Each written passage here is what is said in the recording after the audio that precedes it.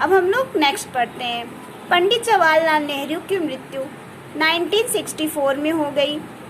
पाकिस्तान ने सोचा कि अब भारत के टुकड़ों करने का अवसर आ गया, तो जम्मू कश्मीर, राजस्थान, पंजाब घुसपैठिया भेजे।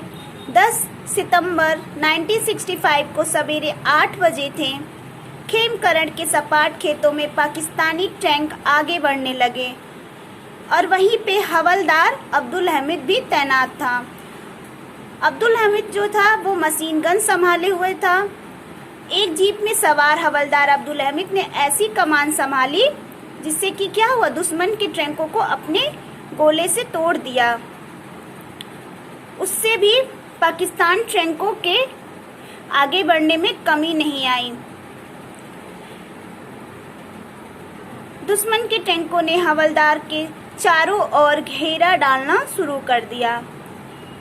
अब्दुल हमीद अपना रास्ता बदलता जाता और दुश्मन क्या होते हैं, उनके पीछे पीछे आते जाते हैं। दुश्मन की तोपें उसकी जीप की ठीक निशाना साध पाती, लेकिन भारी संख्या में टैंकों ने उसकी ओर आग उगलना शुरू कर दिया। फिर भी क्या हुआ, अब्दुल हमीद हौसला पस्त ना हुआ और उसकी जीप आगे बढ़ती ही रही।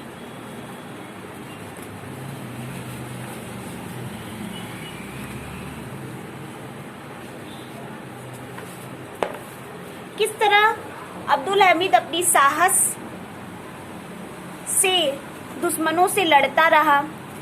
फिर अकेला हवलदार अपनी मशीन गन से दुश्मनों के टैंकों को मारता गिराता चलता रहा। तो 2 टैंकों की आग लग जाने से उससे तीसरे टैंक में गोलियों की बौछार कर दी। उसी समय उसकी जीप एक जलते टैंक से जाके टकरा गई। फिर क्या हुआ, आगे देखते हैं। अब्दुल हमीद की जो बहादुरी से उसके साथियों के हौसले बढ़े। दुश्मन की मुंह की खाकरे का एक पीछे भागना पड़ा। भारत की जमीन से शत्रु सेना भाग गई।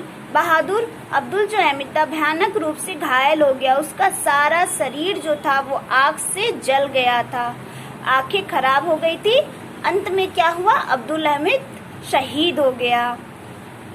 घर पर रसूलन उसके 2 लड़कों और एक लड़की को अब्दुल हमीद के शहीद होने की जब खबर मिली तो उनकी आंखें जो थी वो गंगा जमुना की तरह बह गई।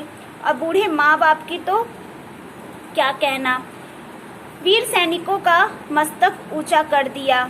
मरने के बाद सरकार ने अब्दुल हमीद को परमवीर चक्र से सम्मानित किया। हमने चैप्टर नंबर 2 परमवीर सेनानी का फर्स्ट पेज, सेकंड, थर्ड और फोर्थ पेज पढ़ लिया।